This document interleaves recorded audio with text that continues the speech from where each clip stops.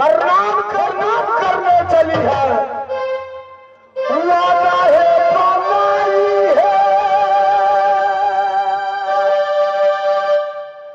गंगा जी के धार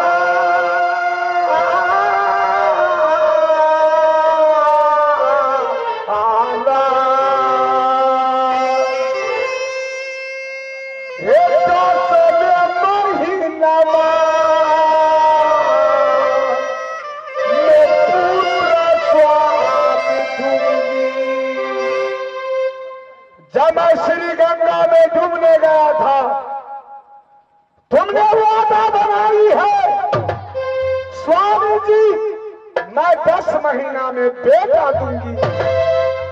समय हो गया है, हे बेटा यार बोलाओ यार, बहू सिंह को यार।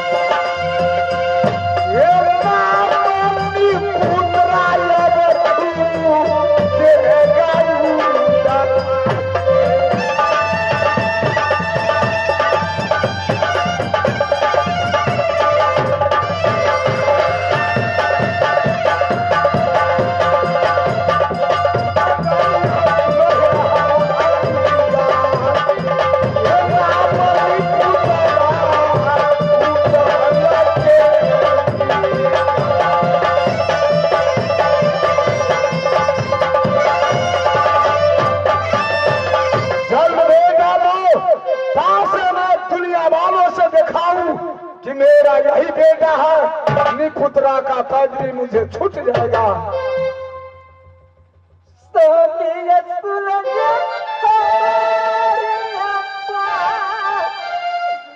दर्द में हम रहनी घर में। अच्छा बेटा के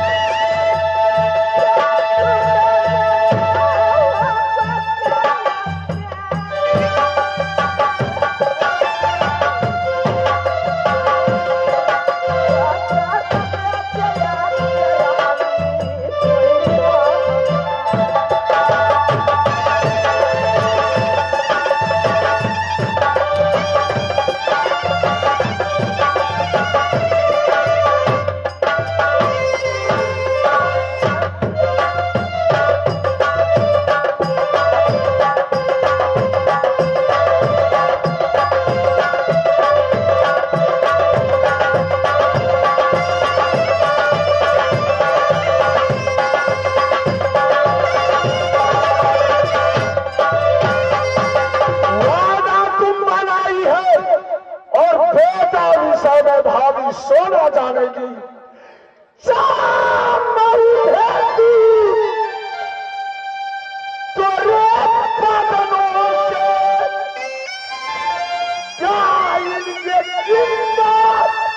न छोड़ू के तो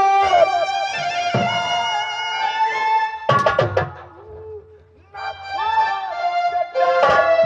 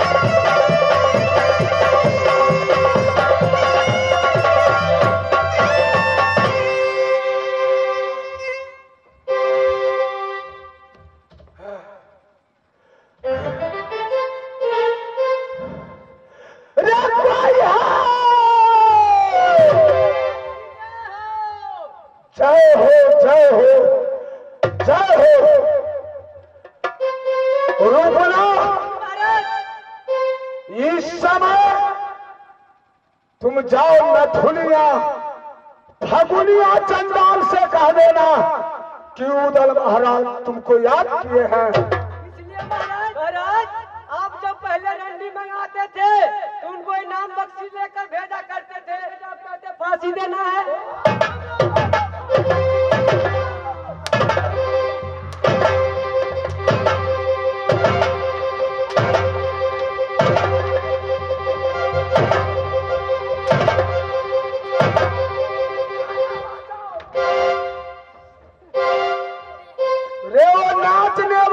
ही नारी मोरन वाली बेविचारनी नारी हो गई, उसी को फांसी दिलवाना है। जाओ। मोरंग वाली राज महोबा में बहुत गलती कर गई, उसे डोली सजा करके उसे नैहर मोरंग भेज दीजिए, डोम का हवाला मत करो। नैहर भेज दीजिए। जी हाँ। रे रहेगा न पास दे बाबा देगी न परसी।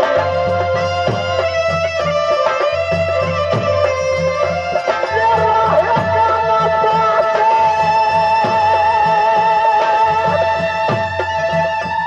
न पास देगी परसी।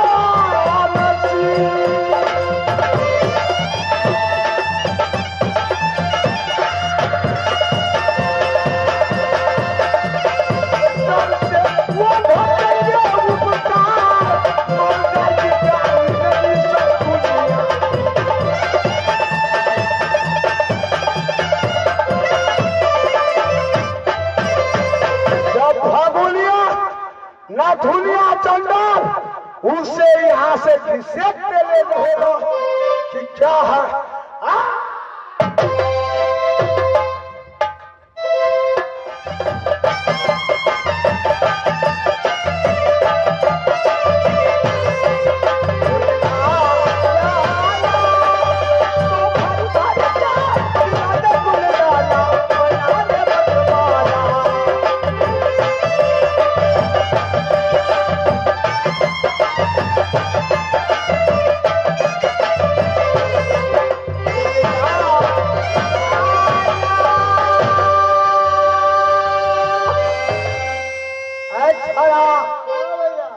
कल को सिंदरी साई कलाल ने मुझे ऐसी शराब पिलाई जो सारा रात मेरा सर दुख रहा है।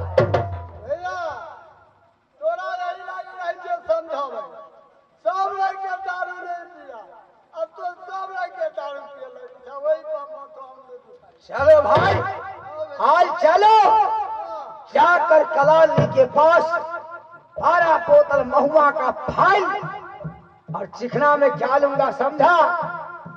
तार तार तार सितार गुलेदार तारी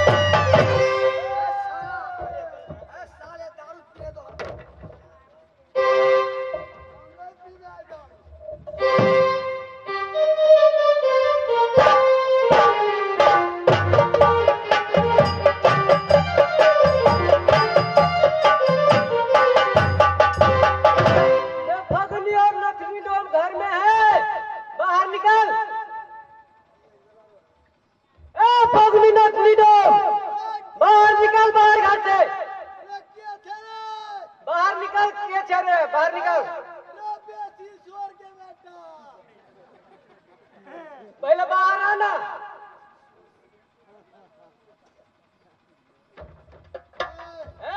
सीधा खड़ा रहो।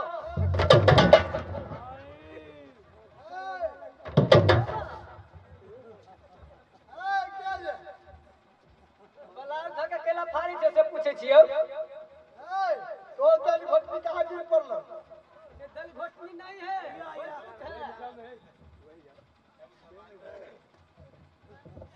हम पूछे छियो तुम भर के केला पी ले छे भोरे में। क्या थे तो? पुलिस राज मोहब्बा का। ठीक है भाई ना।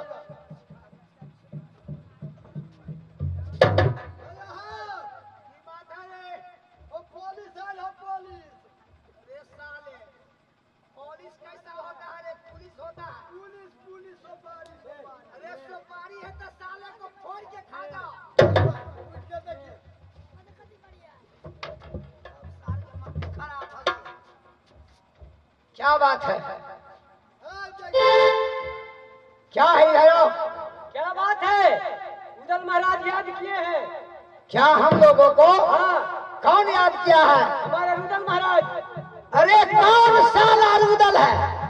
यहाँ हम अपने रुदल है। लटल हवा देवा है।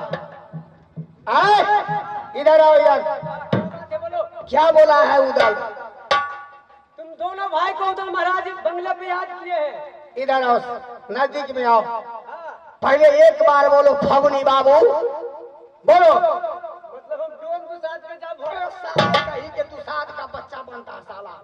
बोलो फगुनी बाबू। मेरा बाबू कहियो। तोरा बोला साला का पुलिस है यहाँ पे। बोलेगा कि नहीं तू? बोले तो पड़ते। दारू तारी पी नहीं कौन ठीक। बोलो बोलो फगुनी बाबू।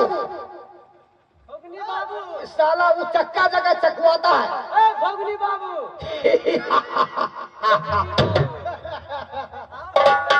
दिमाग साले सबको काम नहीं करता है भाई। चलो आज महाराज उदल हम लोग को बुलाया है। आज झूम झूम कर पीऊंगा। तुम्हारे भरोसे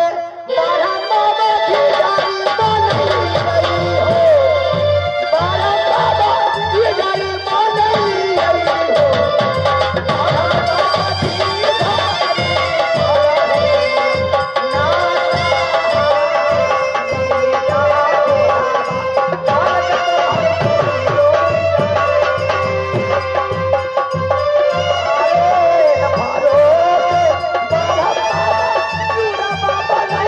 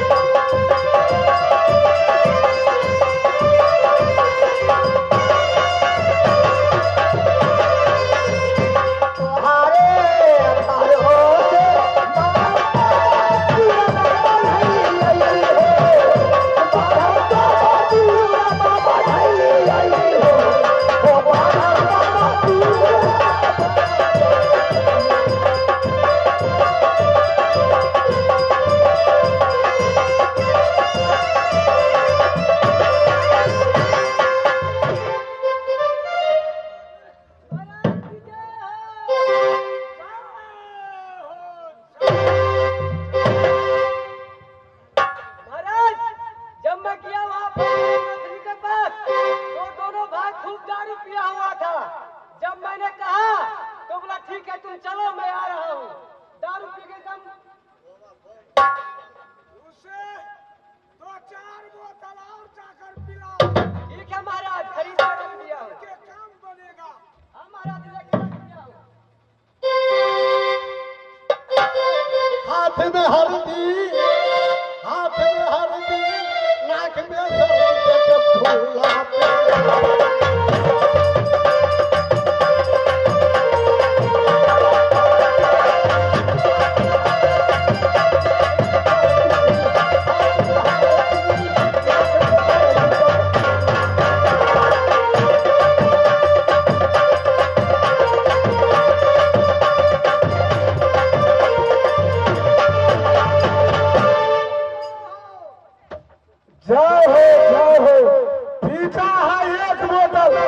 नखरा 10 बोतल के घैला लागी गेल हो दीना नाथ बाबा के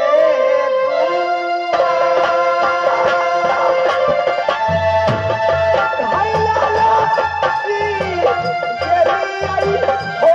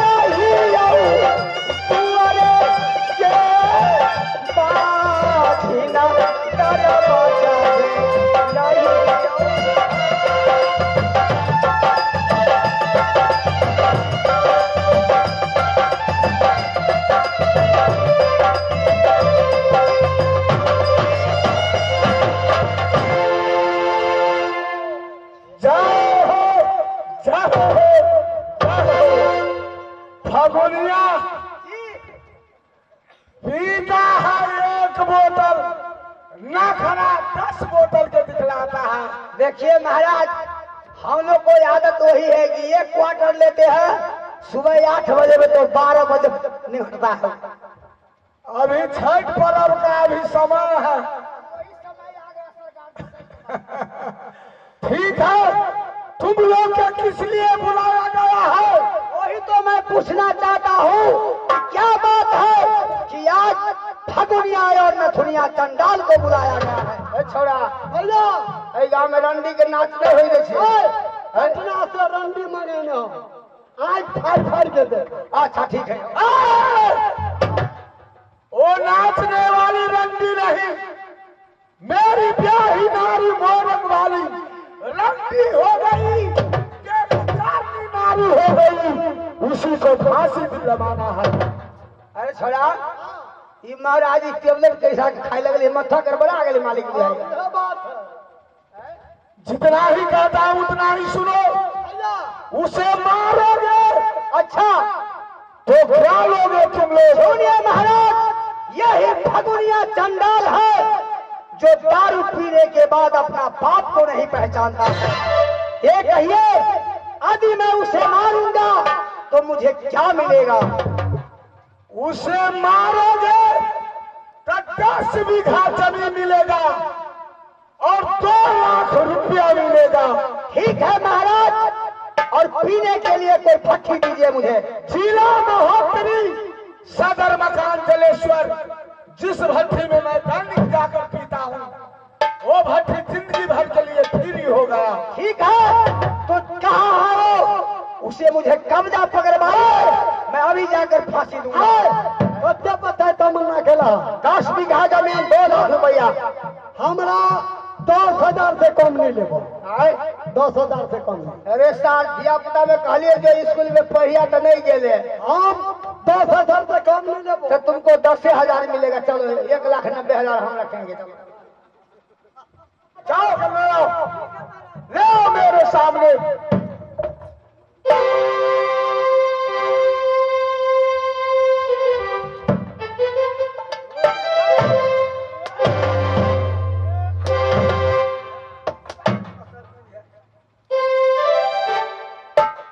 ये जाओगे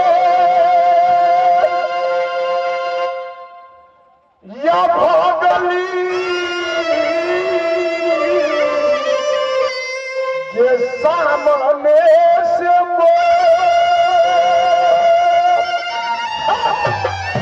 रोती है। गिरना के टूटा गए नंदी तुमको बदन से।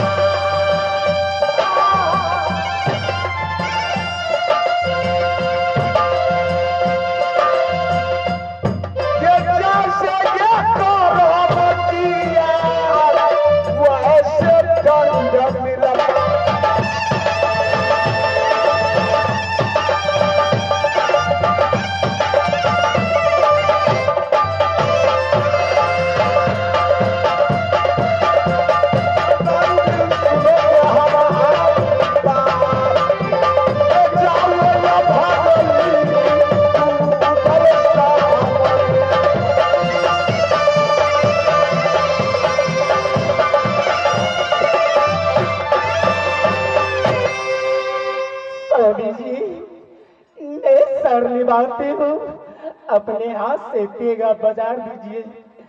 डोम चंडाल के हाथ से कब्जा मत थमाइए। बन के गोबर का या बरसा।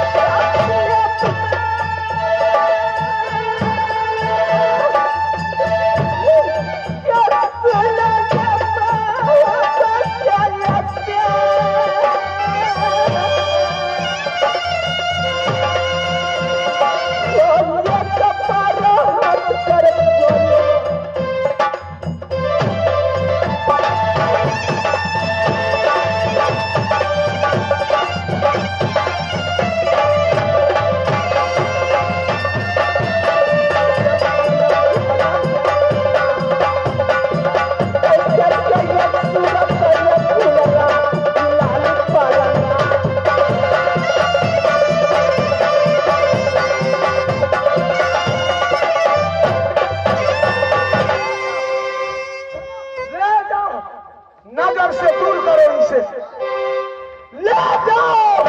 ले जाओ नजर से दूर गई। जब यह बात भाभी सोना सुनेगी मुझ पर दिलो जान से खुश रहेगी। प्रीत करो निवाह करो जस कागत मसीहान। टूक टूक का गज उड़े तो पर न छोड़े मसीहान। कैसे तुम डोम का हाथे अपना इज्जत का हवाला कर दिया उधर। बस काम सुनो, मैं जा रहा हूँ। एक से एक बोतल दारू पी लूंगा और बंगला पर सो जाऊंगा। वो जिस नगरी में दया नहीं है, अरे उस नगरी में रहना ना चाहिए। अरे उस नगरी में रहना ना चाहिए। नहीं है शादी करना ना